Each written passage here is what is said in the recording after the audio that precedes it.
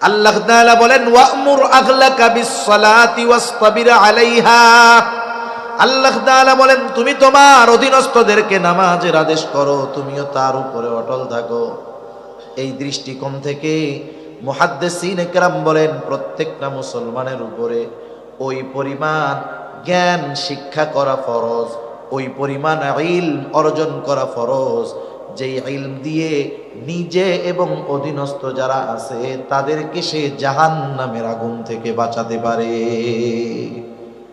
বাস্তবতা হলো মাদ্রাসায় যদি না পড়া থাকে, মাদ্রাসার তালিবুল ইলম বাদে বাকি আওয়াম সাধারণ মানুষ যারা আছে এদের মধ্যে অল্প সংখ্যক মানুষ ওই পরিমাণ জ্ঞানের অধিকারী, বাকি অধিকাংশ মানুষ এই যে ফরজ পরিমাণ জ্ঞান অর্জন না করার কারণে সব সময় গুনাহ তার আমলনামায় যোগ হইতেছে, কারণ ফরজ তরক হইতেছে। এজন্য ওই পরিমাণ জ্ঞান প্রত্যেকের অর্জন করার দরকার আছে না নাই? এটা শুধু হুজুরদের দরকার না স্কুল কলেজের ছাত্রদেরও দরকার? এটা শুধু আলেমদের দরকার নাকি আওয়ামদেরও দরকার? সেজন্য বোঝার দরকার যে আমার নিজেকে নিজে বাঁচাতে হলে ওই পরিমাণ জ্ঞান শিখতে হবে। আমাদের বাংলাদেশে সাধারণত দিন শিক্ষার তিনটা পদ্ধতি আছে। তিনটা পদ্ধতিতে সাধারণত দিন শিক্ষা হয়, অন্যান্য প্রাইভেট পদ্ধতিও আছে।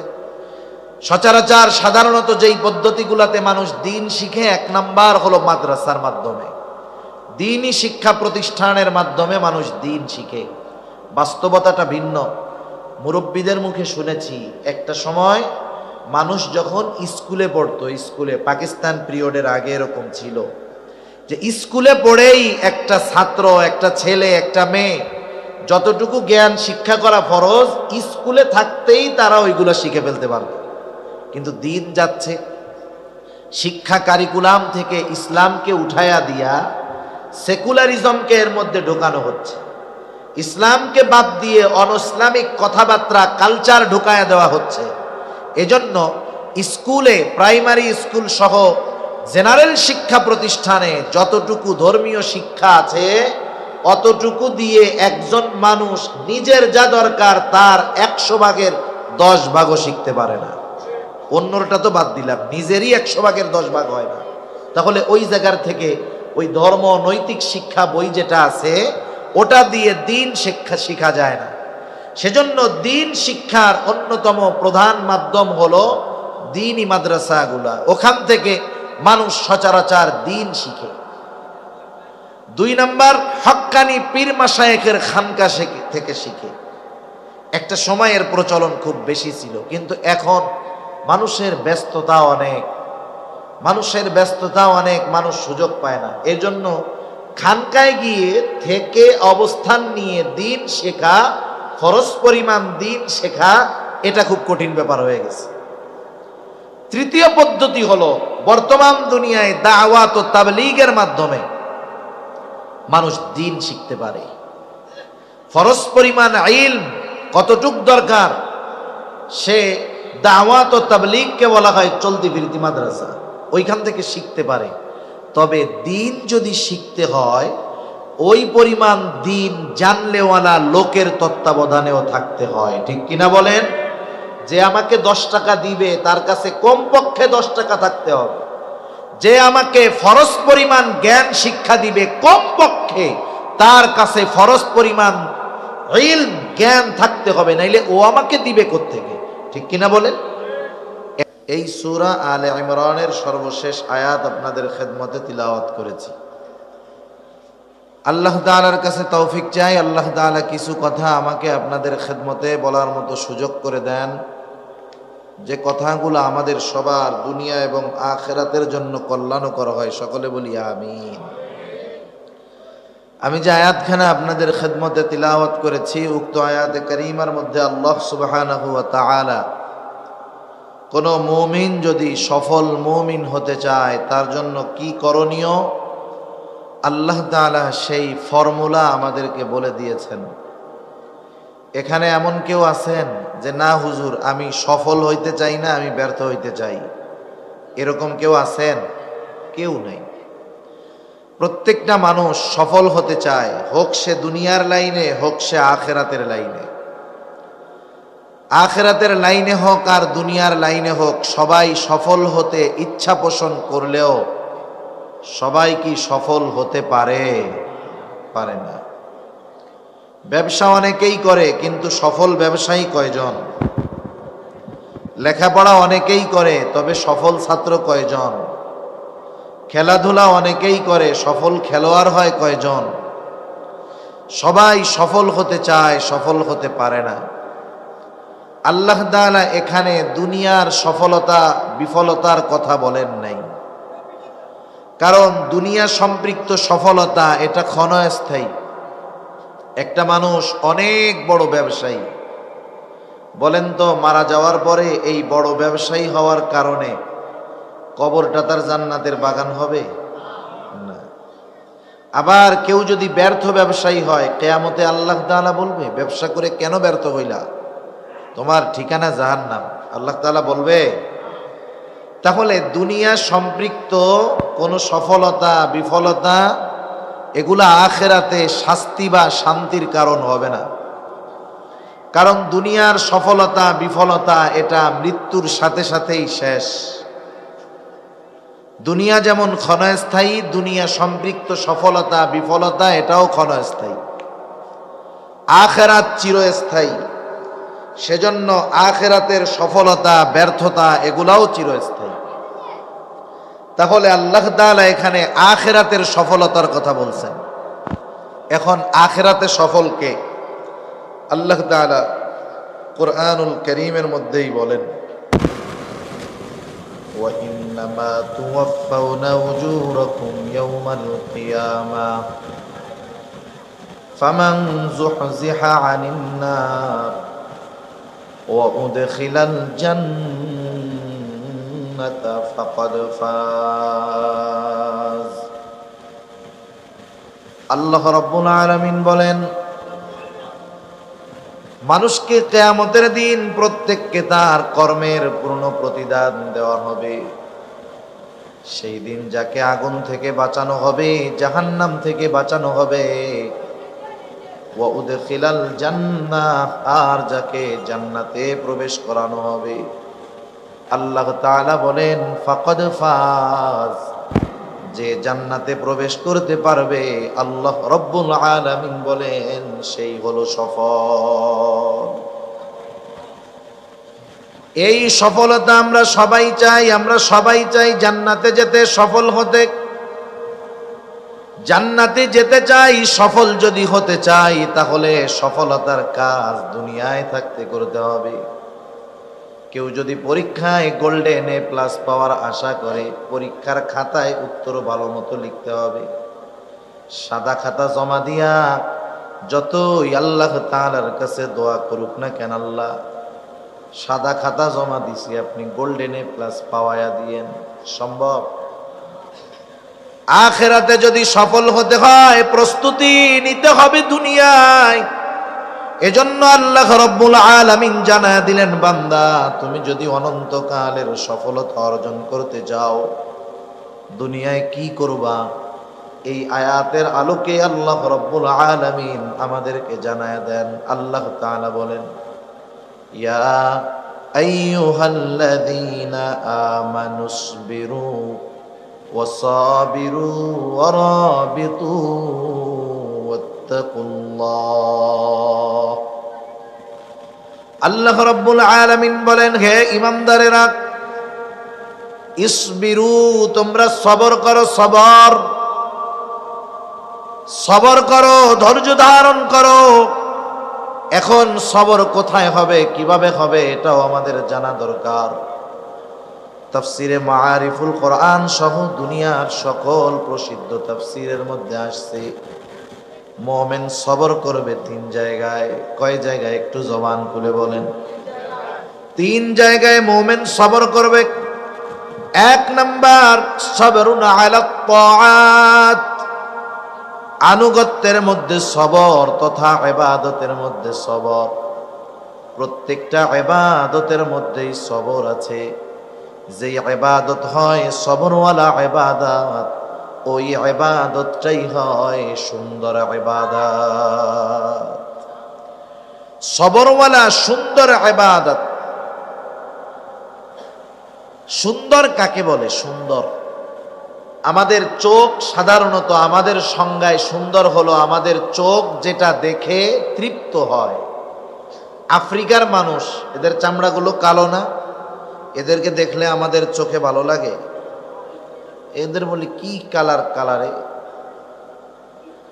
আমাদের সংজ্ঞায় সুন্দর হলো চোখ যেটা দেখার পর তৃপ্ত হয়, মজা পায়, অন্তরের মধ্যে প্রশান্তি আসে, আমরা সেটাকে বলি সুন্দর। তাহলে আমাদের সুন্দর নির্ভর করে আমাদের দেখার উপরে, নজরের উপরে। কিন্তু আল্লাহ তাআলার সংজ্ঞায় সুন্দর এটা ভিন্ন জিনিস। রাসূল আকরাম সাল্লাল্লাহু আলাইহি ওয়াসাল্লাম জানায় দেন আল্লাহ তাআলার সংজ্ঞায় সুন্দর কি। নবীজি সাল্লাল্লাহু আলাইহি ওয়াসাল্লাম বলেন, ইন্নাল্লাহা লা ইয়ানজুরু ইলা সুওয়ারিকুম ওয়ালাকিন ইয়ানজুরু ইলা কুলুবিকুম ওয়া আ'মালিকুম। নবীজি বলেন, নিশ্চয় আল্লাহ তাআলা তোমাদের সূরত দেখেন না। আল্লাহ তাআলা দেখেন না কে কত সুন্দর, কে কোন বংশের মানুষ, আল্লাহ তাআলা এটা দেখেন না। বরং আল্লাহ তাআলা কি দেখেন? নবীজি বলেন, ওয়ালাকিন ইয়ানজুরু ইলা কুলুবিকুম ওয়া আ'মালিকুম। বরং আল্লাহ তাআলা দেখেন কার অন্তর কেমন, কার আমল কেমন। তাহলে আল্লাহ তাআলার কাছে সৌন্দর্যের সম্পর্ক অন্তরের সাথে। কিসের সাথে? অন্তরের সাথে। সেজন্য আমরা যদি সবরওয়ালা সুন্দর ইবাদত করতে চাই, ওই ইবাদতটার সাথে অন্তরের কিছু সম্পর্কের দরকার আছে। আবার আল্লাহ রাব্বুল আলামিন আমাদেরকে জানায় দেন আল্লাহ তাআলা কিন্তু বেশি ইবাদত চান না, আল্লাহ তাআলা চান সুন্দর ইবাদত। আল্লাহ তাআলা কোরআনুল কারীমের মধ্যে বলেন, আল্লাযী খালাকাল মাউতা ওয়াল হায়াতা লিয়াবলুয়াকুম আইয়ুকুম আহসানু আমালা। আল্লাহ রাব্বুল আলামিন বলেন, তিনি আল্লাহ যিনি মৃত্যু এবং জীবনকে সৃষ্টি করেছেন, মউত এবং হায়াতকে সৃষ্টি করেছেন। কেন? আল্লাহ তাআলাই বলেন, লিয়াবলুয়াকুম, তোমাদের পরীক্ষা করার জন্য। অর্থাৎ আমাদের পরীক্ষা করার জন্য মৃত্যু এবং জীবন আল্লাহ তাআলা সৃষ্টি করেছেন। আমরা জিজ্ঞাসা করলাম, আল্লাহ কি পরীক্ষা করতে চান? আল্লাহ তাআলা বলেন, বান্দা পরীক্ষা হলো আইয়ুকুম আহসানু আমালা, কার আমল কত সুন্দর। এবার বুঝে থাকলে জবাব দেন, আল্লাহ তাআলা বেশি ইবাদত চান না সুন্দর ইবাদত চান? বেশি চান না সুন্দর চান? এখন সুন্দর যেটা দেখতে সুন্দর না অন্তরের সুন্দর? দুনিয়ার অনেক জিনিস আছে চোখে দেখতে খুব ভালো লাগে কিন্তু ভেতরে অবস্থা খারাপ। বলে না, উপরে ফিটফাট ভেতরে সদরঘাট। সেজন্য আল্লাহ তাআলা যদি সবরওয়ালা ইবাদত আমরা করতে চাই, ইবাদতের মধ্যে সবর অর্জন করতে চাই, আমাদের সুন্দর ইবাদতের দরকার। কারণ আল্লাহ তাআলা বেশি ইবাদত নয়, সুন্দর ইবাদত চান। সুন্দর ইবাদত আল্লাহ তাআলার সংজ্ঞায় চোখ দিয়ে দেখা যায় না, বরং সুন্দরের সম্পর্ক অন্তরের সাথে। এই জন্য নবীও জানায় দেন, আখলিস দীনাকা ইয়াকফিকাল আমালুল কালিল। তোমার ঈমান খাঁটি করো, তোমার নিয়ত পরিশুদ্ধ করো। আল্লাহর নবী জানায় দেন, অল্প আমল নাজাতের জন্য যথেষ্ট হয়ে যাবে। তাহলে সবরওয়ালা সুন্দর ইবাদতের জন্য এক নাম্বার যেটা দরকার সেটা হলো নিয়তের পরিশুদ্ধতা তথা ইখলাস। এই জিন্দেগীর যত ইবাদত আমরা করব, ছোট হোক আর বড় হোক, ইবাদতটা কার সন্তুষ্টির জন্য হবে? জিন্দেগীর ছোট বড় সব ইবাদত হবে আল্লাহ তাআলার সন্তুষ্টির জন্য। যদি আমার আপনার ইবাদত ছোট হোক আর যত বড়ই হোক, যদি আল্লাহর সন্তুষ্টির জন্য না হয়, ওই ইবাদত পরকালে আমাকে আপনাকে নাজাতের ব্যবস্থা করতে তো পারবেই না, বরং যে ইবাদত মানুষের সন্তুষ্টির জন্য হয়, মানুষের বাহবা পাওয়ার জন্য হয়, মানুষকে দেখানোর জন্য হয়, ওই ইবাদত যত বড় হোক না কেন ওই ইবাদত পরকালে জাহান্নামে যাওয়ার কারণ হয়ে যাবে। হযরত আবু হুরায়রা রাদিয়াল্লাহু তাআলা আনহু থেকে বর্ণিত হাদিস, লম্বা হাদিস। আবু হুরায়রা রাদিয়াল্লাহু তাআলা আনহু এই হাদিসটা বর্ণনা করার পূর্বে পরপর 3 বার অজ্ঞান হয়ে গেছেন। চতুর্থবার তিনি বর্ণনা করতেছেন, তিনি জানায়া দেন নবীজি সাল্লাল্লাহু আলাইহি ওয়াসাল্লাম বলেন, কিয়ামতের দিন আল্লাহ তাআলা সর্বপ্রথম 3 শ্রেণীর মানুষকে হিসাবের জন্য ডাকবে। 1 নম্বরে একজন শহীদ আল্লাহর সামনে রক্তাক্ত অবস্থায় হাজির হয়ে যাবে। আল্লাহ তাআলা জিজ্ঞাসা করবে, ও গোলাম, ও আমার বান্দা, তোমার এই পরিণতি কেন, তোমার এই অবস্থা কেন? লোকটা বলবে, আল্লাহ, আপনার দ্বীন আপনার জমিনে প্রতিষ্ঠা করার জন্য লড়াই করেছিলাম, জিহাদ করেছিলাম, রক্ত দিয়েছি, শহীদ হয়েছি। আল্লাহ তাআলা বলবেন, উদ্দেশ্য কি, কার জন্য? লোকটা এবার বলবে, আল্লাহ, শুধুমাত্র আপনার সন্তুষ্টির জন্যই আমি এই জিহাদ করেছি। বলেন তো আল্লাহ রাব্বুল আলামিন আমাদের অন্তরের খবর জানেন কি জানেন না? আল্লাহ তাআলা বলেন, কুল ইন তুখফু মা ফি সুদুরিকুম আও তুবদুহু ইয়ালামুল্লাহ। তোমরা কোনটা প্রকাশ করো, কোনটা গোপন রাখো, কেউ না জানলেও যিনি জানেন তিনি কে? আমাদের অন্তরের মধ্যে কি আছে, কি আমাদের মন চায়, কি ওয়াসওয়াসা দেয় আমাদের অন্তরের মধ্যে, দুনিয়ার কেউ জানে না। কে জানে? আল্লাহ তাআলা আরো এক জায়গায় বলেন, ওয়ালাকাদ খালাকনাল ইনসানা ওয়া না'লামু মা তুওয়াসওয়িসু বিহি নাফসুহু ওয়া নাহনু আকরাবু ইলাইহি মিন হাবলিল ওয়ারিদ। আল্লাহ তাআলা বলেন, ওয়ালাকাদ খালাকনাল ইনসান, আমি মানুষ সৃষ্টি করেছি। শুধু তাই নয়, ওয়া না'লামু মা তুওয়াসওয়িসু বিহি নাফসুহু, আমি আল্লাহ এটাও জানি কোন জিনিস মানুষের অন্তরের মধ্যে ওয়াসওয়াসা দেয়। বলেন তো ওয়াসওয়াসা দেখা যায় নাকি? দুনিয়ার অনেক প্রযুক্তি আবিষ্কার হয়েছে, একজন সুস্থ মানুষ, কোনো রোগ ধরা পড়ে নাই, ওই লোকটাকেও যদি মেশিনের মধ্যে ভরে দেওয়া হয়, রিপোর্ট আসবে এই লোকটা যদিও এখনো সুস্থ, কিন্তু শরীরের ওই অর্গানগুলা অসুস্থ হতে পারে। কিডনি এখন ভালো আছে কিন্তু অসুস্থ হতে পারে, সতর্ক সাবধান। এই ধরনের রিপোর্ট বের করা যায়। কিন্তু বলেন তো দুনিয়ায় এমন কোন মেশিন আছে নাকি যার মধ্যে যদি আমাকে আপনাকে ঢুকিয়ে দেওয়া হয় অন্তরে কি ওয়াসওয়াসা দেয় দেখা যাবে? এমন কোন মেশিন দুনিয়ায় আছে নাকি? তাহলে অন্তরের ওয়াসওয়াসার খবর দুনিয়ার কেউ জানেন না, কিন্তু আল্লাহ তাআলা বলেন, বান্দা, আমি আল্লাহ তোমাকে সৃষ্টি করেছি। শুধু তাই না, ওয়া না'লামু মা তুওয়াসওয়িসু বিহি নাফসু, কোন জিনিস তোমার অন্তরের মধ্যে ওয়াসওয়াসা দেয়, কি ওয়াসওয়াসা দেয়, আমি আল্লাহ সেই ওয়াসওয়াসার ব্যাপারেও জানি। কেন জানি? কেন? আল্লাহ তাআলা বলেন, ওয়া নাহনু আকরাবু ইলাইহি মিন হাবলিল ওয়ারিদ। আল্লাহ তাআলা বলেন, বান্দা, আমি তোমার শাহরগের চাইতে অধিক নিকটে।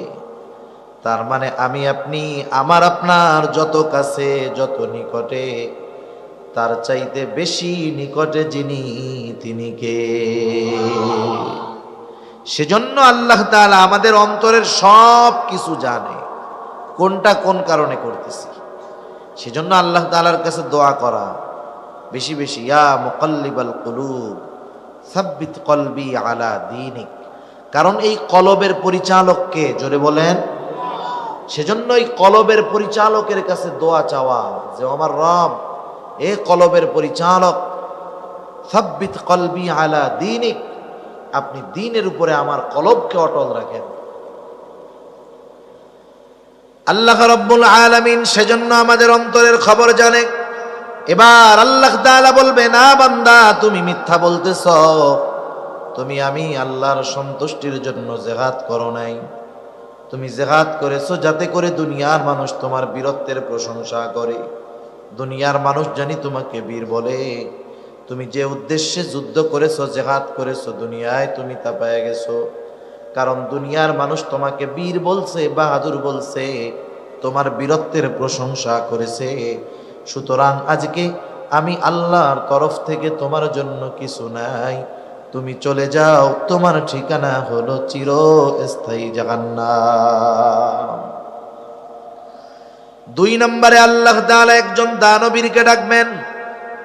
আল্লাহ তাআলা জিজ্ঞাসা করবে, ও গোলাম, এত কষ্টের উপার্জিত সম্পদ তুমি কি করছো? বলে, আল্লাহ আপনার রাস্তায় দান করছি।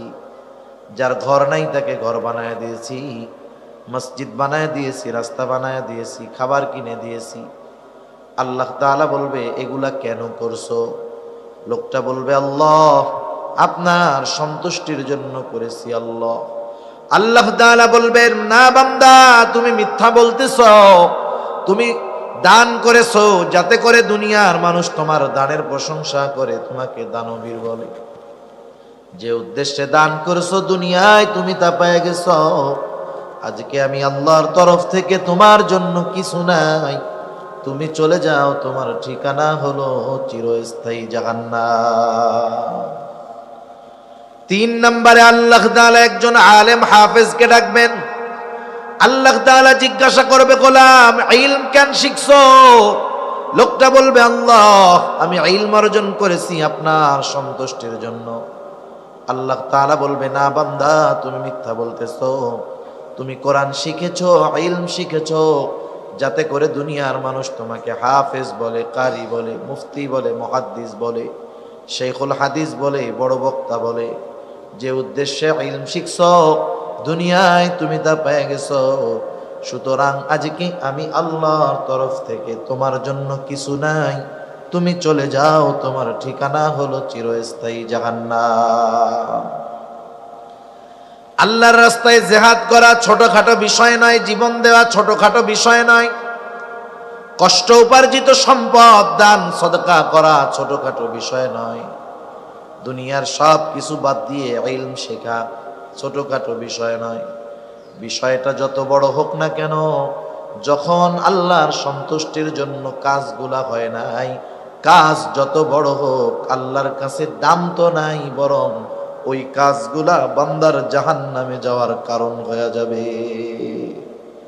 সেজন্য ছোট বড় সব ইবাদত কার সন্তুষ্টির জন্য হবে? একটু জোরে বলি। সবরওয়ালা সুন্দর ইবাদতের জন্য 1 নাম্বার দরকার হলো ইখলাস, নিয়তের পরিশুদ্ধতা। কাজ করার আগে আমার টার্গেট ঠিক করতে হবে। মনে করেন আমি তীর মারবো, তীর ঢিল ছুড়বো, টার্গেট আগে নাকি তীর মারা আগে? এখন তীর মাইরা যদি বলি আরে ডাইনে যা বামে যা, কাজ হবে? মারার আগে লক্ষ্যবস্তু ঠিক করতে হবে। ইবাদতের আগে আমাদের লক্ষ্যবস্তু ঠিক করে ফেলতে হবে যে আমার এই নামাজ, আমার কোরবানি, আমার সাদকা, আমার দান, আমার রোজা, আমার ছোট্ট ভালো কাজ, এই দিনই আয়োজন করা, দিনই কথা শোনায়, দিনই কথা বলা, এটা দুনিয়ার কারো জন্য নয়, কারো জন্য, একটু জোরে বলি, আল্লাহ তাআলা আমাদেরকে সকল ছোট বড় দিনই কাজ আল্লাহর সন্তুষ্টির জন্য করার তৌফিক দান করুন, সবাই বলি আমিন। 2 নাম্বার যেই জিনিসটা দরকার ইবাদতে সবর অর্জন করার জন্য, 2 নাম্বার যেই জিনিসটা দরকার সেটার নাম হলো সুন্নাত। ইবাদত করতে হবে আল্লাহর সন্তুষ্টির জন্য, কিন্তু পদ্ধতি হবে রাসূলুল্লাহ সাল্লাল্লাহু আলাইহি ওয়াসাল্লামের। কেউ যদি নিজস্ব মন গড়া পদ্ধতিতে ইবাদত করে, ওই ইবাদত যত বেশি হোক, যত সুন্দর হোক, আল্লাহর দরবারে সেটা কবুল হবে না। রাসূল আকরাম সাল্লাল্লাহু আলাইহি ওয়াসাল্লাম উনি হলেন জীবন্ত কোরআন। কি কোরআন? জীবন্ত কোরআন। আয়েশা সিদ্দিকা রাদিয়াল্লাহু তাআলা আনহার কাছে এসে জিজ্ঞাসা করা হলো, একজন একজন জিজ্ঞাসা করতেছে, ও আয়েশা, আপনি আমাদেরকে রাসূলের আখলাকের ব্যাপারে, চরিত্রের ব্যাপারে একটু বলেন।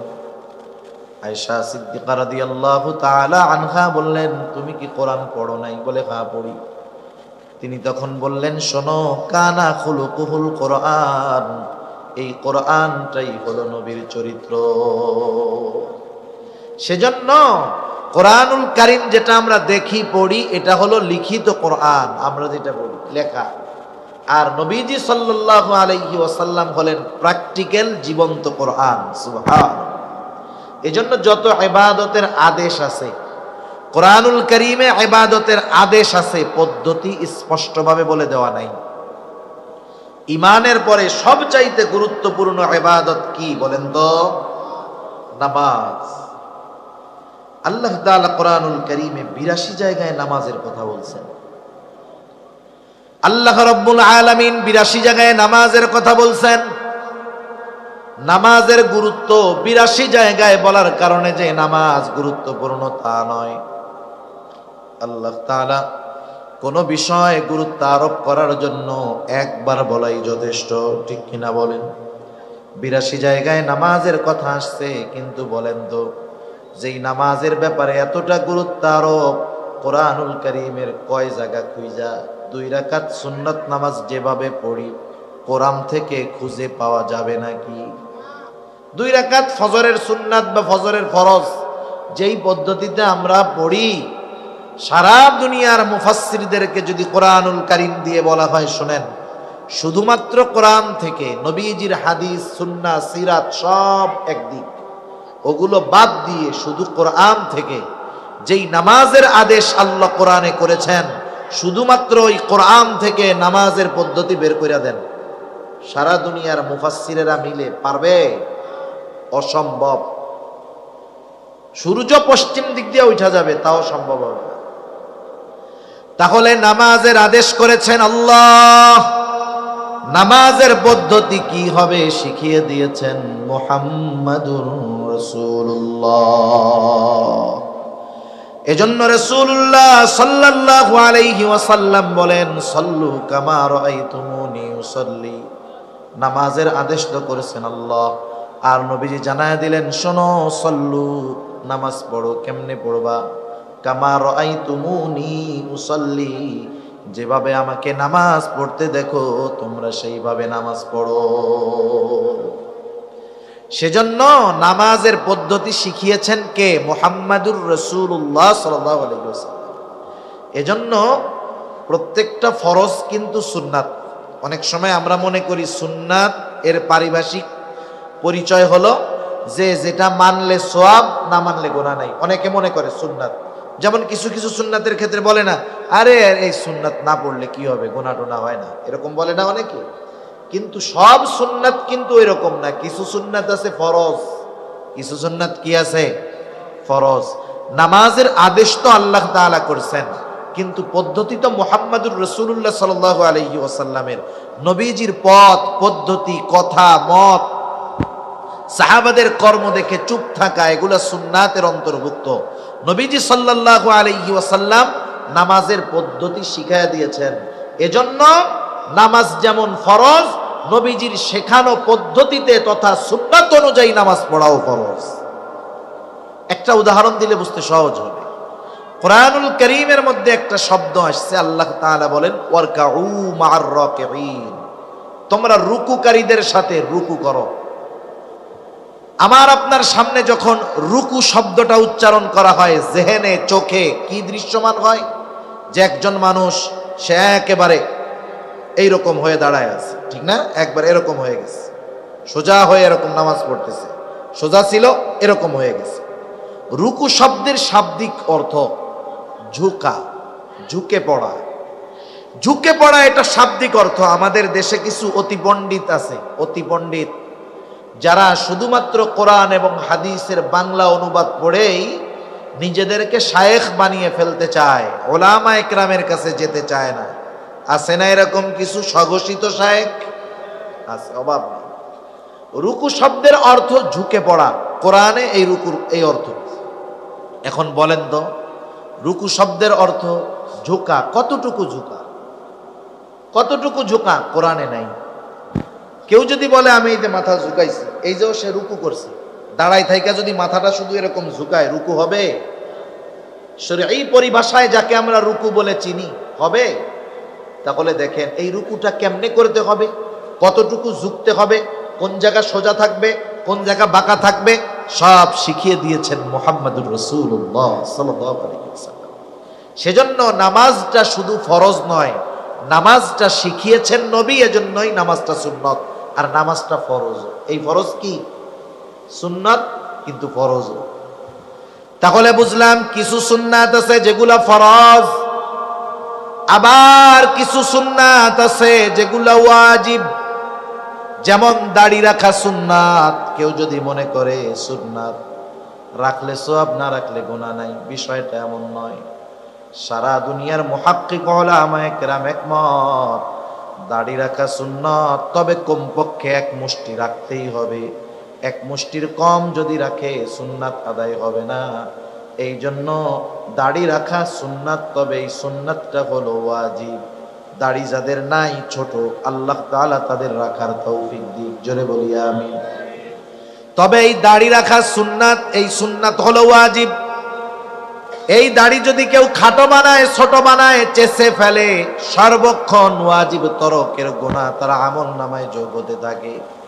আবার কিছু সুন্নাত হলো স্বাভাবিক সুন্নাত, কিছু সুন্নাত স্বাভাবিক সুন্নাত, করলে সওয়াব, না করলে গুনাহ নাই।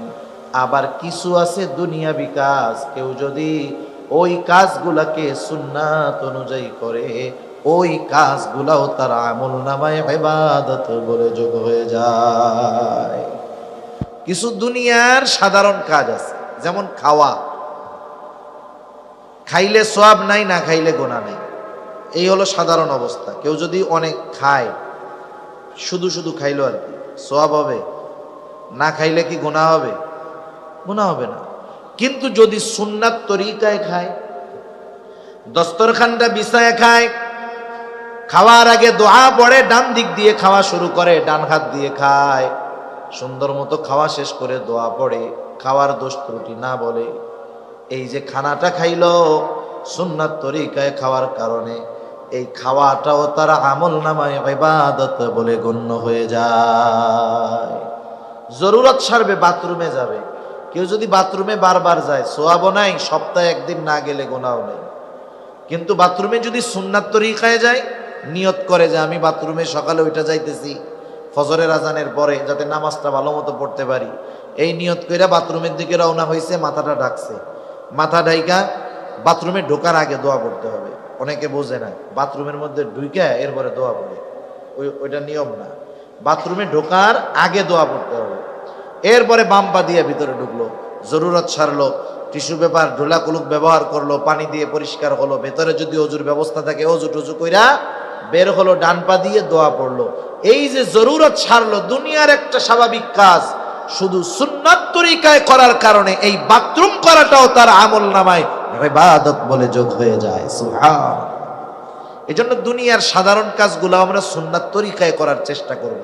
মসজিদের ইমাম সাহেব হুজুরের কাছে জিজ্ঞাসা করব, হুজুর খানা তো প্রত্যেক দিনই খাই, কোন পদ্ধতিতে খাইলে আমার খানা খাওয়াটা সওয়াব হবে, একটু বইলা দেন না।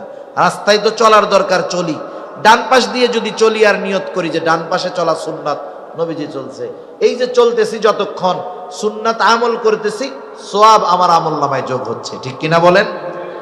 এজন্য দুনিয়ার ইবাদত কাজগুলো ইবাদত হয়ে যায়। যে কথার থেকে গেলাম, আমরা যদি সবরওয়ালা সুন্দর ইবাদত করতে চাই, তথা ইবাদতে সবর অর্জন করতে চাই, এক নাম্বার যেই জিনিসটা লাগবেই সেটার নাম হলো ইখলাস। দুই নাম্বার যেই জিনিসটা লাগবে সেটার নাম হলো সুন্নাত। তিন নাম্বার যেই জিনিসটা লাগবে হালাল খাবার, হালাল উপার্জন, হালাল খাবার ছাড়া ইবাদত কবুল হবে না।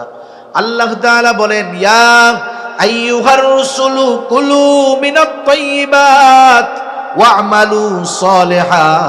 আল্লাহ তাআলা বলেন, হে রাসূলগণ, আপনারা পবিত্র খান আর আমলে সালেহ করেন। মুফাসসিরিনে কেরাম বলেন, পবিত্র খান উদ্দেশ্য হলো হালাল খান, হালাল খান আর আমলে সালেহ করেন। এর মানে এই বিষয়টা পরিষ্কার, যার খাবারটা হালাল নয় তার আমল আমলে সালেহ হবে না, অর্থাৎ তার আমল আল্লাহর দরবারে কবুল হবে না। নামাজ সবাই পড়তে আসে, নামাজ পড়া আমল, কিন্তু সবার নামাজ তো কবুল হয় না। কবুল হয় যারটা কবুল হয় তারটা আমলে সালেহ, আর যারটা কবুল হয় না আমল পর্যন্ত শেষ। হজ করতে তো সবাই, অনেক মানুষ যায়, সবার হজ কি আর কবুল হয়? সবাই কি আল্লাহর জন্য হজ করতে যায়? কেউ তো আলহাজ হওয়ার জন্য হজ করতে যায়, ঠিক কিনা বলেন? এই যে হজ করলো, কবুল হইল না, সেজন্য খাবার পবিত্র দরকার, হালাল দরকার, উপার্জনটা হালাল দরকার, তাইলে ইবাদত সুন্দর সবরওয়ালা ইবাদত হবে। 4 নাম্বার যেই জিনিসটা দরকার, যেই ইবাদত করব সেই ইবাদতের মাসলা মাসাইল গুলা জানার দরকার। কমপক্ষে ফরজ ওয়াজিব বিষয়গুলা জানতেই হবে, কারণ আমি যদি না জানি কোন কারণে নামাজ নষ্ট হয়ে যায়, কোন কারণে ওযু ভাঙা যায়, আমি যদি এইগুলো না জানি, জীবনের কত নামাজ হয়তো ছুটে গেছে, আমি নিজে তাও টের পাই নাই। মনে করেন নামাজ ভাঙ্গার কারণগুলো জানতে হবে, ওযু ভাঙ্গার কারণগুলো জানতে হবে, কারণ ওযু ভাঙ্গা গেলে নামাজ থাকবে? জোরে বলেন না, থাকবে? থাকবে না। নামাজের ওয়াজিবগুলো জানতে হবে, না জানলে কি হবে? সাজদা যদি না দেয় নামাজ হবে না। নামাজের বাহিরে ভিতরের 13 ফরজ জানতে হবে, যদি না জানে এর একটা যদি ছুটে, ফরজ যদি ছুটা যায়, সাজদা 1000টা দিলে কাজ হবে নাকি? জোরে বলেন, কাজ হবে? সেজন্য কমপক্ষে নামাজের বাহিরে ভিতরের ফরজগুলা জানতে হবে, নামাজের ওয়াজিবগুলো জানতে হবে, ওযু ভাঙ্গার কারণগুলো জানতে হবে, নামাজ ভাঙ্গার কারণগুলো জানতে হবে। এগুলা প্রত্যেকের জানা দরকার, এগুলা জানার দরকার। এগুলা তো ওই জ্ঞান যেগুলো শিক্ষা করা ফরজ। রাসূলুল্লাহ সাল্লাল্লাহু আলাইহি ওয়াসাল্লাম বলেন, তালাবুল ইলমি ফারিদাতুন আলা কুল্লি মুসলিম। দ্বীন ইলম শিক্ষা করা প্রত্যেক মুসলমান নরনারীর উপরে ফরজ। কতটুকু শিখবে? মুহাদ্দিসিনে কেরাম বলেন কতটুকু শিখবে। কোন কোন মুহাদ্দিস বলেন নিজেকে শরীয়তের উপরে পরিচালনার জন্য যতটুকু দরকার ততটুকু শেখা ফরজ। আবার কোন কোন মুহাদ্দিস মুফাসসির বলেন না না, অতটুকুতে হবে না। কারণ কি? না হওয়ার কারণ হলো আল্লাহ তাআলা তো একা জাহান্নাম থেকে বাঁচতে বলেন নাই, অধীনস্থদেরকেও জাহান্নাম থেকে বাঁচাতে বলছে। আল্লাহ তাআলা বলেন, ইয়া আইয়ুহাল্লাযীনা আমানু কু আনফুসাকুম ওয়া আহলিকুম নারা। আল্লাহ তাআলা বলেন, হে ঈমানদারেরা, নিজে জাহান্নামের আগুন থেকে বাঁচো, অধীনস্থদেরকে জাহান্নামের আগুন থেকে বাঁচাও। তার মানে নিজেও বাঁচো, অধীনস্থদেরকেও বাঁচাও। নিজে জাহান্নামের আগুন থেকে বাঁচার জন্য যেমন ইলমের প্রয়োজন, অধীনস্থদেরকে জাহান্নামের আগুন থেকে বাঁচানোর জন্য ইলমের প্রয়োজন আছে না নাই? শুধু তাই না, আল্লাহ তাআলা আরো এক জায়গায় বলেন, নামাজ তো একা পড়লে হবে না। আল্লাহ তাআলা বলেন, ওয়া'মুর আহলাকা বিস-সালাতি ওয়াসতাবির আলাইহা। আল্লাহ তাআলা বলেন, তুমি তোমার অধীনস্থদেরকে নামাজের আদেশ করো, তুমিও তার উপরে অটল থাকো। এই দৃষ্টিকোণ থেকে মুহাদ্দিসিনে কেরাম বলেন, প্রত্যেকটা মুসলমানের উপরে ওই পরিমাণ জ্ঞান শিক্ষা করা ফরজ, ওই পরিমাণ ইলম অর্জন করা ফরজ, যেই ইলম দিয়ে নিজে এবং অধীনস্থ যারা আছে তাদেরকে সে জাহান্নামের আগুন থেকে বাঁচাতে পারে। বাস্তবতা হলো, মাদ্রাসায় যদি না পড়িয়া থাকে, মাদ্রাসার তালিবুল ইলম বাদে বাকি আওয়াম সাধারণ মানুষ যারা আছে, এদের মধ্যে অল্প সংখ্যক মানুষ ওই পরিমাণ জ্ঞানের অধিকারী। বাকি অধিকাংশ মানুষ এই যে ফরজ পরিমাণ জ্ঞান অর্জন না করার কারণে সব সময় গুনাহ তার আমলনামায় যোগ হইতেছে, কারণ ফরজ তরক হইতেছে। এজন্য ওই পরিমাণ জ্ঞান প্রত্যেকের অর্জন করার দরকার আছে না নাই? এটা শুধু হুজুরদের দরকার না স্কুল কলেজের ছাত্রদেরও দরকার? এটা শুধু আলেমদের দরকার নাকি আওয়ামদেরও দরকার? সেজন্য বোঝার দরকার যে আমার নিজেকে নিজে বাঁচাতে হলে ওই পরিমাণ জ্ঞান শিখতে হবে। আমাদের বাংলাদেশে সাধারণত দ্বীন শিক্ষার 3টা পদ্ধতি আছে। তিনটা পদ্ধতিতে সাধারণত দিন শিক্ষা হয়, অন্যান্য প্রাইভেট পদ্ধতিও আছে। সচরাচর সাধারণত যেই পদ্ধতিগুলোতে মানুষ দিন শিখে, এক নাম্বার হলো মাদ্রাসার মাধ্যমে, দিনই শিক্ষা প্রতিষ্ঠানের মাধ্যমে মানুষ দিন শিখে। বাস্তবতাটা ভিন্ন। মুরব্বীদের মুখে শুনেছি একটা সময় মানুষ যখন স্কুলে পড়তো, স্কুলে পাকিস্তান পিরিয়ডের আগে এরকম ছিল যে স্কুলে পড়েই একটা ছাত্র, একটা ছেলে, একটা মেয়ে যতটুকু জ্ঞান শিক্ষা করা ফরজ, স্কুলে থাকতেই তারা ওইগুলো শিখে ফেলতে পারবে। কিন্তু দিন যাচ্ছে, শিক্ষা কারিকুলাম থেকে ইসলামকে উঠায়া দিয়া সেকুলারিজমকে এর মধ্যে ঢোকানো হচ্ছে। ইসলামকে বাদ দিয়ে অনইসলামিক কথাবার্তা, কালচার ঢোকায়া দেওয়া হচ্ছে। এজন্য স্কুলে, প্রাইমারি স্কুল সহ জেনারেল শিক্ষা প্রতিষ্ঠানে যতটুকু ধর্মীয় শিক্ষা আছে অতটুকু দিয়ে একজন মানুষ নিজের যা দরকার তার 100 ভাগের 10 ভাগও শিখতে পারে না। অন্যটা তো বাদ দিলাম, নিজেরই 100 ভাগের 10 ভাগ হয় না। তাহলে ওই জায়গার থেকে ওই ধর্ম নৈতিক শিক্ষা বই যেটা আছে ওটা দিয়ে দিন শিক্ষা শেখা যায় না। সেজন্য দিন শিক্ষার অন্যতম প্রধান মাধ্যম হলো দিনই মাদ্রাসাগুলা। ওখান থেকে মানুষ সচরাচর দিন শিখে। 2 নাম্বার, হক্কানি পীর মাশায়েখের খানকা থেকে শিখে। একটা সময়ের প্রচলন খুব বেশি ছিল, কিন্তু এখন মানুষের ব্যস্ততা অনেক, মানুষ সুযোগ পায় না। এজন্য খানকায় গিয়ে থেকে অবস্থান নিয়ে দিন শেখা, ফরজ পরিমাণ দিন শেখা, এটা খুব কঠিন ব্যাপার হয়ে গেছে। তৃতীয় পদ্ধতি হলো বর্তমান দুনিয়ায় দাওয়াত ও তাবলীগের মাধ্যমে মানুষ দিন শিখতে পারে। ফরজ পরিমাণ ইলম কতটুক দরকার, সে দাওয়াত ও তাবলীগকে বলা হয় চলতি ফিরতি মাদ্রাসা, ওইখান থেকে শিখতে পারে।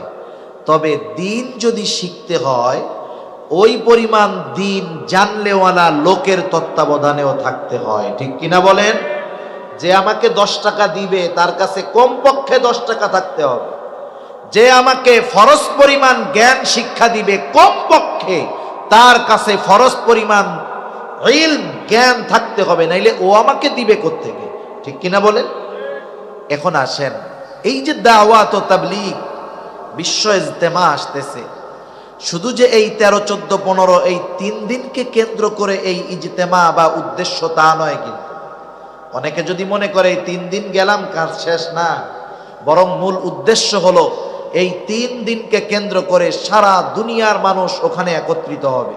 বিশেষ করে যেই মানুষগুলা দ্বীনি ব্যাপারে অপরিপক্ক তারা একটু সময় নিয়ে বের হয়ে যাবে, 3 চিল্লার জন্য যাবে, 120 দিন থেকে আসবে, ওলামায়ে কেরামের তত্ত্বাবধানে থাকবে। আশা করা যায় 120 দিন পরে ফরজ পরিমাণ ইলম অর্জন করে ইনশাআল্লাহ সে বাড়িতে আসবে, যদি ওলামায়ে কেরামের তত্ত্বাবধানে থাকতে পারে, যাইতে পারে। কিন্তু আফসোসের ব্যাপার কি জানেন? আপনাদের এলাকায় কি 4 দোকানের আড্ডা আছে? একটু জোরে বলেন না, আছে? কত মুরব্বী তো আছে দুপুর বেলায় খেয়ে দে শাল টাল চাদর টাদর নিয়ে মুজো টুজো নিয়ে বের হয়, আর রাত 10টার সময় বাড়ি আসে। 4 দোকান যতক্ষণ খোলা মুরব্বী ততক্ষণ আছে, জোহরের পর থেকে নিয়ে পর্যন্ত 8, 9, 10 ঘন্টা এক জায়গায় থাকে, গল্প করে, কষ্ট নাই। জিজ্ঞাসা করা হইল, চাচা কাম কাজ নাই, প্রত্যেক দিন 10 ঘন্টা দোকানে বসে থাকেন, কি বলে? হায় রে, সময় কাটে না তো বাসায় বসে, এই জন্য দোকানে এসে একটু সময় কাটাই। মুরব্বীর নামাজ কালামের খোঁজ খবর নাই, দিন সম্পর্কে কি জানে আল্লাহই জানে। এখন আপনি ওই যে মুরব্বী 4 দোকানে বসে থাকে কেন? বলে কি টাইম পাস করি, টাইম কাটে না, এই জন্য টাইম কাটাই। এখন ওনার গিয়ে আপনি দাওয়াত দিবেন, এই 13, 14, 15 3 দিনের ইজতেমা, এরপরে আপনি করেন একবারে 3 চিল্লার নিয়তে বাইরে হয়ে যান, যেহেতু আপনার সময়ের অভাব নেই। এই কথা বলার সাথে সাথে মুরব্বী কি বলবে জানেন? এই কথা বলার সাথে সাথে আপনার কাছে সে এমনভাবে জবাব দিবে মনে হবে সারা পৃথিবীর মাননীয় প্রধানমন্ত্রী Tony Blair, George W Bush, তারপরে বাইডেন, ওই পুতিন, ওদের চাইতেও ব্যস্ত মানুষ ওই মুরব্বী চাচা। ওই টাইমে ওনার চাইতে ব্যস্ত দুনিয়ায় আর কেউ থাকবে না। একটু আগে কিন্তু প্রতিদিন 10 ঘন্টা 4 দোকানে বসে কাটায় টাইম কাটাইতে। এগুলা শয়তানের ধোঁকা। এজন্য যাদের সময় আছে আল্লাহর রাস্তায় বের হয়ে যান, ওলামায়ে কেরামের তত্ত্বাবধানে যান, লাভ আছে। আমি আমার নিজের জীবনের একটা কারগুজারি মাঝে মধ্যে শুনাই। আমরা ছাত্র জামানায় 3 দিন করে যাইতাম দাওয়াতে, তাবলীগের মেহনতে 3 দিন সময় লাগাইতাম। 3 দিন করে গ্রামে গেছি, এরকম একবার 3 দিনের সময় লাগাইছি। 3 দিনের জন্য গেছি এক মসজিদের মধ্যে। আমাদের সাথে অনেক মুরব্বী গেছে, 70-75 জনের কম হবে না। আমরা গেছি, বেশ কয়েকজন তালিবুল ইলম আছে, মুরব্বীরা উৎসাহের সাথে আরো গেছে। তা আমরা গিয়ে মানুষের আমলের অবস্থাগুলো খেয়াল করতাম, কি করে না করে এইগুলা। একদিন দেখলাম একজন মুরব্বী হয় সম্পর্কে দাদা, উনি বাথরুমের দিকে যাইতেছে বাথরুম করার জন্য। গ্রাম অঞ্চল, টিস্যু পেপার নয়, 3টা মাটির ঢিলা নিয়ে গেছে, মাটির ঢিলা। আমি মজা করে জিজ্ঞাসা করতেছি, দাদা কই যান? বাথরুম তো আর সাথে লাগাও না, গ্রাম অঞ্চল, একটু দূরে বাথরুম। ঢিলা দেখায় বলে বাথরুমে যাই। আমি বললাম কয় কাম করেন ওই জায়গায় গিয়া? কাজ কয়টা করে বাথরুমে? 2টা। মাদ্রাসায় ছুটি নেয় না, যখন 1 নাম্বার দেখায় কিছু বলা লাগে না, হুজুরে কি বুঝে, এখন প্রস্রাব করতে যাবে। 2 নাম্বার দেখাইলে কি বুঝে? বাথরুমে যাবে। কেন 2 নাম্বার দেখায়? শুধু প্রস্রাব করা যায়, কিন্তু পায়খানা করতে গিয়া কোন বীর বাহাদুর আছে শুধু পায়খানা করবে কিন্তু প্রস্রাব করবে না? এরকম 2-1 জন আছেন নাকি যে না হুজুর আমি যখন বাথরুম করি তখন আমার একটুও প্রস্রাব আসে না? তাইলে তারে নোবেল পুরস্কার দেওয়া যাবে। এরকম কেউ আছে? সম্ভব? ওই জায়গায় গিয়ে 2 কাজ করতে বাধ্য, এই জন্য 2 নাম্বার দেখানো হয়। এখন জিজ্ঞাসা করলাম কই যান? বাথরুমে যাই।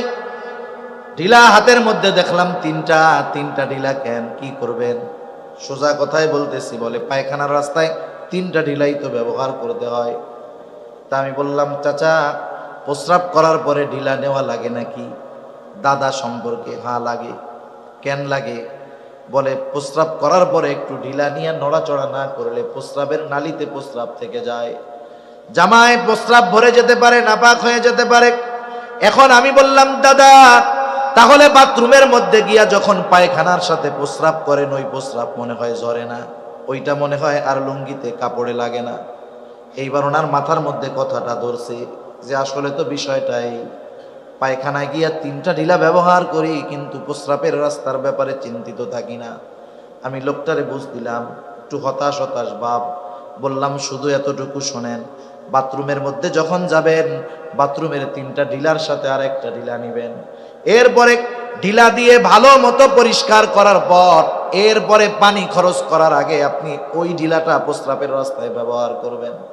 বাথরুমের মধ্যে তো হাঁটা যাবে না, একটু দাঁড়াইলেন, উঁচু নিচু হইলেন। এইবার প্রস্রাবের রাস্তা ক্লিয়ার, পায়খানার রাস্তা ক্লিয়ার, এইবার পানি দিয়ে ধৌত করলেন, আপনি পাক।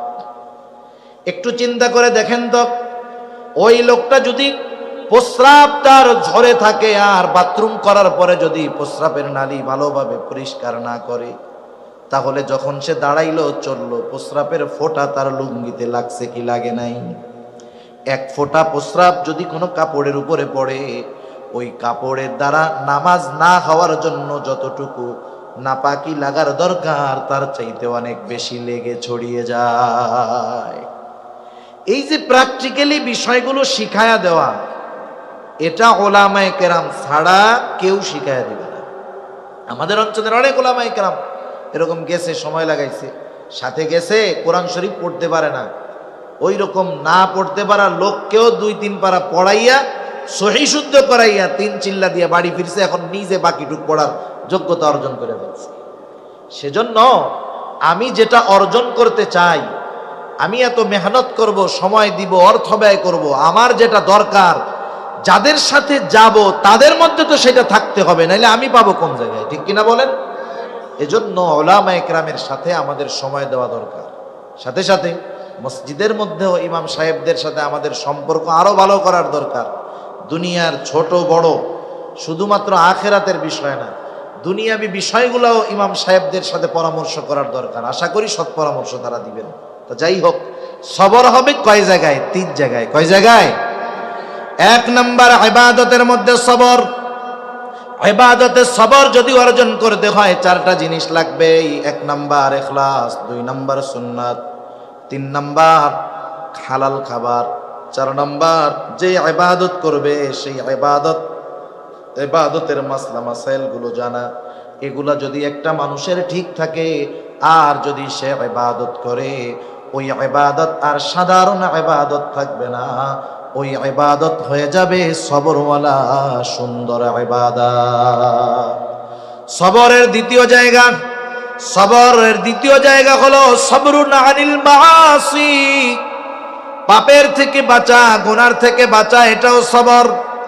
এখন তো এমন এক জামানা, যেই জামানায় গুনাহ থেকে বাঁচা কঠিন। একটা সময় গুনাহ করার জন্য গুনার কাছে যাওয়া লাগতো, এখন গুনাহ পকেটে নিয়ে ঘোরে মানুষ, ঠিক কিনা বলে?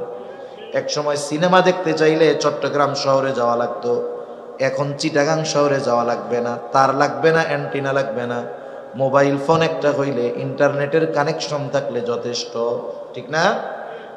তাহলে গোনা পকেটে নিয়ে ঘোরা যায়। মানুষকে এখন গোনা করতে বাধ্য করা হয়, নিজে না দেখুক, ওর টাকা দিয়ে ওরে গোনা করে আছে। ইউটিউবে ওয়াজ দেখেন না, ইউটিউবে ওয়াজ দেখি, ওয়াজ চলতেছে জাহান্নামের ওয়াজ, হট করে দেখবেন কি যে একটা অ্যাড চলে আসছে, একজন নারী নাচানাচি শুরু করছে ইসের মধ্যে, ওয়াজের বিরতি দিয়ে নাচানাচি শুরু। আগে তো সিস্টেম ছিল কাটা দেওয়া যাইতো, এখন কিন্তু কাটা যায় না, 12 সেকেন্ড দেখতেই হবে। আপনি নাইলে না দেখলেন, ভলিউম কমাইলেন, স্ক্রিন নিচের দিকে দিয়ে রাখলেন, এই যে 12 সেকেন্ড যে গোনার কাজটা হইল, এটা কার পয়সায় হয়েছে? আমাকেও পয়সাই তো হয়েছে।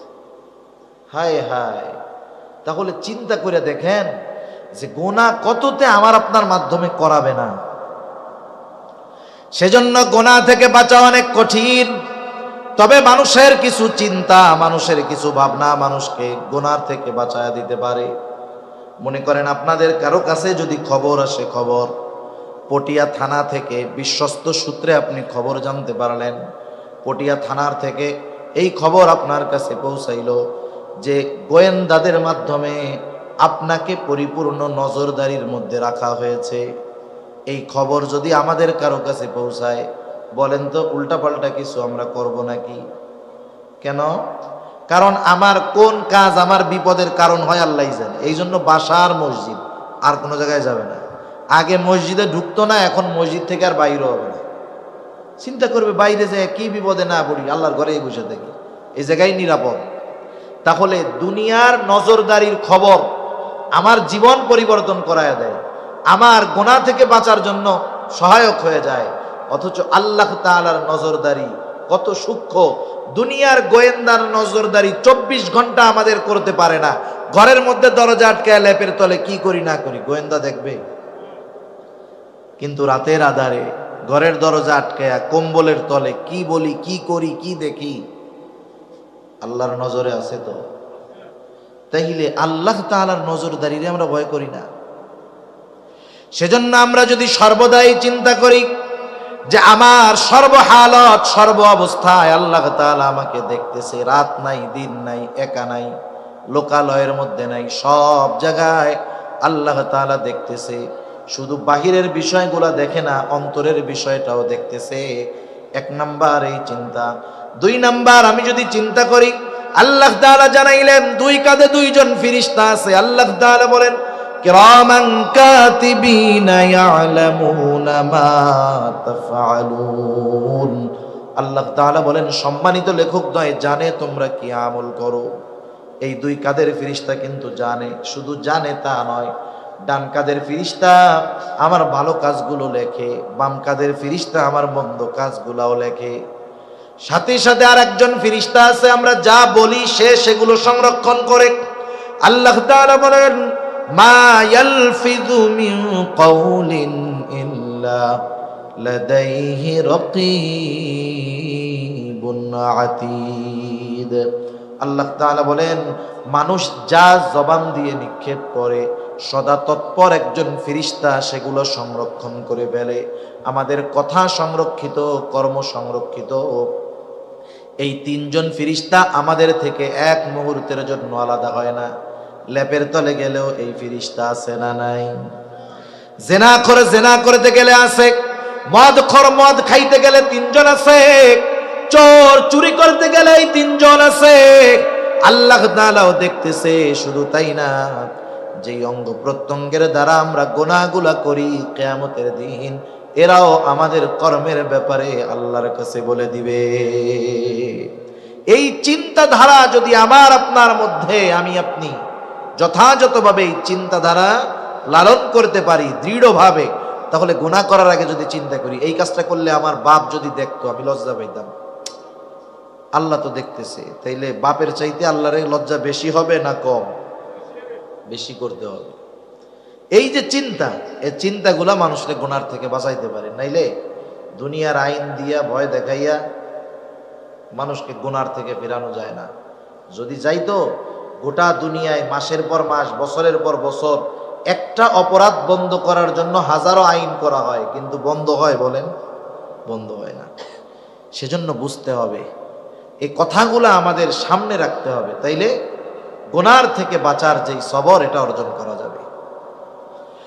3 নাম্বার, সবরুন আলাল মাসায়েব, বিপদ আপদ মুসিবতের মধ্যে সবর। আল্লাহ রাব্বুল আলামিন এই দুনিয়ায় মুমিনকে বিপদ আপদ দিবেন, এটা আল্লাহ তাআলার ঘোষণা।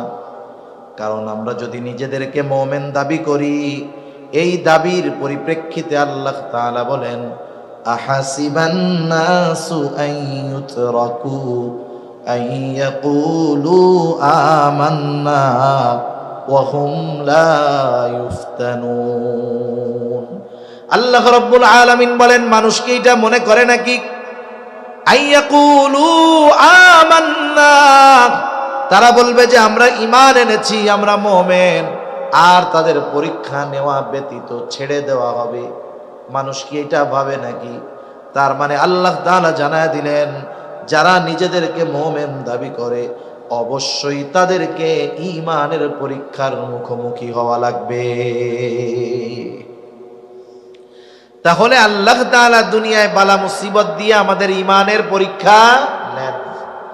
আল্লাহ তাআলা বলেন, ওয়ালানাবলুওয়ান্নাকুম বিশাইইম মিনাল খাউফি ওয়াল জু'i ওয়া নাকসিম মিনাল আমওয়াল ওয়াল আনফুসি ওয়াত থামারাত। আল্লাহ তাআলা বলেন, আমি অবশ্যই তোমাদের পরীক্ষা নিব, ঈমানের পরীক্ষা। কোন পদ্ধতিতে? বিশাইইম মিনাল খাউফ, কিছুটা ভয়ের মাধ্যমে মুমিনের ঈমানের পরীক্ষা নেওয়া হবে। ওয়াল জু', ক্ষুধা অভাব দারিদ্রতার মাধ্যমে মুমিনের ঈমানের পরীক্ষা নেওয়া হবে। ওয়া নাকসিম মিনাল আমওয়াল, মালের লস, মালের ক্ষতির মাধ্যমে পরীক্ষা নেওয়া হবে। ওয়াল আনফুস, জানের ক্ষতি, স্বাস্থ্যের ক্ষতির মাধ্যমে পরীক্ষা নেওয়া হবে। জানের ক্ষতির পরীক্ষা নিজের জানের ক্ষতির দ্বারাও হতে পারে, প্রিয়জনের জানের ক্ষতি দিয়েও আল্লাহ পরীক্ষা নিতে পারে। 5 নাম্বার, ওয়াস সামারাত, ফল ফসলের ক্ষতি দিয়ে মুমিনের ঈমানের পরীক্ষা নিবেন কে? এটা মুসিবত, বালা, পরীক্ষা। একটু বুঝে থাকলে জবান খুলে জবাব দিবেন। বালা মুসিবত দিয়ে পরীক্ষা নেন কে? তাহলে বালা মুসিবত বিপদ আপদ দেন কে? আল্লাহ।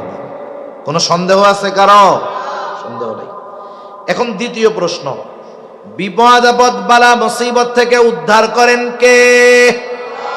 আরো জোরে, কে? বিপদ আপদ দেন আল্লাহ, উদ্ধার করেন আল্লাহ। তাহলে বিপদ আপদ মুসিবতে যেহেতু আল্লাহ তাআলা উদ্ধার করেন, সাহায্য কার কাছে চাইব? বিপদ আসলে সাহায্য কার কাছে চাইব? আল্লাহ তাআলাই বলতেছে, বান্দা আমি বিপদ আপদ মুসিবত দেই, পরীক্ষা নেই, কিন্তু চাই না তুমি পরীক্ষায় ফেল যাও। স্যার যখন ছাত্রের পরীক্ষা নেয়, শিক্ষক কি এই আশা করে যে আমার ছাত্র এটা ফেল যায়? কি চায়? পাশ করুক। শিক্ষক চায় আর ছাত্র যেন ফেল না যায়, তবে পরীক্ষা নেয়। আল্লাহ তাআলা কত বড় মেহেরবান! আল্লাহ তাআলা বান্দার পরীক্ষা নেন, কিন্তু চান না বান্দা পরীক্ষায় ফেল যাক। এই জন্য আল্লাহ তাআলা বলেন, বান্দা বিপদ আপদ মুসিবতের পরীক্ষায় যখন পড়বা, সাহায্য আমার কাছে চাও। আল্লাহ তাআলা বলেন, ইয়া আইয়ুহাল্লাযীনা আমানুস্তাঈনু বিস-সাবরি ওয়াস-সালাহ। আল্লাহ তাআলা বলেন, হে ঈমানদারেরা, তোমরা আমার কাছে ধৈর্য আর নামাজের মাধ্যমে সাহায্য চাও। তাহলে বিপদ আপদ মুসিবতে সাহায্য কার কাছে চাইবো? আল্লাহ তাআলার কাছে সাহায্য চাওয়ার মাধ্যম হলো দুইটা। জোরে বলেন, কয়টা? ধৈর্য আর নামাজ, ধৈর্য আর নামাজ। এবার একটু আসেন পেছনের দিক যাই। বিপদ আপদ দেন কে? বিপদ আপদ থেকে উদ্ধার করেন কে? বিপদ আপদে পড়লে সাহায্য কার কাছে চাইব? আমাদের কথার কর্মের মধ্যে কিন্তু মিল নাই। মানুষ বলে যে বিপদ আপদ দেন আল্লাহ, কিন্তু বিপদ থেকে উদ্ধার করেন আল্লাহ। প্রথম কথায় যতটুকু বিশ্বাস, দ্বিতীয় কথার মধ্যে ততটুকু বিশ্বাস নাই। কেন নাই? কর্মের মাধ্যমে বোঝা যায়। মানুষের কিছু বিশ্বাস কর্মের মাধ্যমে ফুটে ওঠে। আল্লাহ বিপদ দেন, এটা আমরা বিশ্বাস করি, কিন্তু বিপদ থেকে উদ্ধার করেন আল্লাহ, এটা মুখে যতটা বলি অন্তরে ততটা বিশ্বাস নাই। কেন নাই? রাগ হইয়েন না আল্লাহর রাস্তায়। আমার সাথে কারো শত্রুতা নাই। শত্রুতা আছে? আমার বাপ আপনাদের কারো পাকা ধানে মই দিছিল? পাকা ধানে মই বুঝেন? শত্রুতা নাই। আমার সাথেও নাই, আমার পূর্বপুরুষের সাথেও নাই। আপনাদের সাথেও আমি গ্যাঞ্জাম মারামারি করতে আসি নাই। একটু চিন্তা করেন তো, বিপদ দেন আল্লাহ, বিপদ থেকে বাঁচান আল্লাহ। বিপদে পড়লে আল্লাহই বলছে আমার কাছে সাহায্য চাও। তাইলে এই জায়গায় কিছু কাজ আমরা করি, বিপদ দিছে আল্লাহ, আমাকে দেশে করে কাজবাজগুলা। বিপদে পড়ছে, বড় বিপদ, বলে আল্লাহ কি বিপদ দিলেন, এই বিপদ থেকে যদি বাঁচান তাহলে বাবার দরবারে আমি 2টা গরু দিব। বিপদ দেন কে? বিপদ থেকে উদ্ধার করেন কে? গরু খায় কে? আল্লাহ খায়। হায় হায়, তাহলে একটু চিন্তা করেন না, আল্লাহ তাআলা যেগুলো শিখায়া দিছে এর মধ্যে তো আর কোনো ভেজাল নাই। তাহলে আল্লাহ বলছেন বান্দা আমি বিপদ দেই, আমি উদ্ধার করি, আমার কাছে সাহায্য চাও। তাহলে এই জায়গায় গরুর কারবারি আসে কেন? আমি তো এটা বুঝলাম না। এখানেই আমাদের সমস্যা, এই জায়গায় আমাদের সমস্যা। আমি যদি গরুর পক্ষে বলি আমার লস আছে, দুনিয়ার লস আছে? লস নাই তো। আমার বিজনেস আরো ভালো হবে, পকেট আরো গরম হবে। কিন্তু এরপরেও একটু নিজের বিবেক দিয়ে চিন্তা করেন, আল্লাহ তাআলা বলল বান্দা বিপদ আপদে পড়লে আমার কাছে সাহায্য চাও। আমরা আল্লাহর কাছে সাহায্য না চেয়ে আমরা যে কাজগুলা করি এগুলা ঈমান বিধ্বংসী কাজ হয়ে দাঁড়ায় আমাদের জন্য। এখন আল্লাহর কাছে বললাম আল্লাহ আপনার কাছে সাহায্য কেমনে চাইব? অনেকে বলে আল্লাহ তাআলার কাছে কি ডাইরেক্ট সাহায্য চাওয়া যায় নাকি? এমপি সাহেবের কাছে ডাইরেক্ট সাহায্য চাওয়া যায়? কত মাধ্যম দিয়ে চাইতে হয়। এজন্য আল্লাহর কাছেও আমরা মাধ্যম ধরি, যুক্তি দেয় আর কি। তা আল্লাহ তাআলার কাছে সাহায্য চাওয়ার মাধ্যমও তো আল্লাহ বলে দিয়েছে। কে বলে দিয়েছে? আল্লাহ তাআলা বলেন ইয়া আইয়ুহাল্লাযীনা আমানুস্তাঈনু বিস-সাবরি ওয়াস-সালাহ।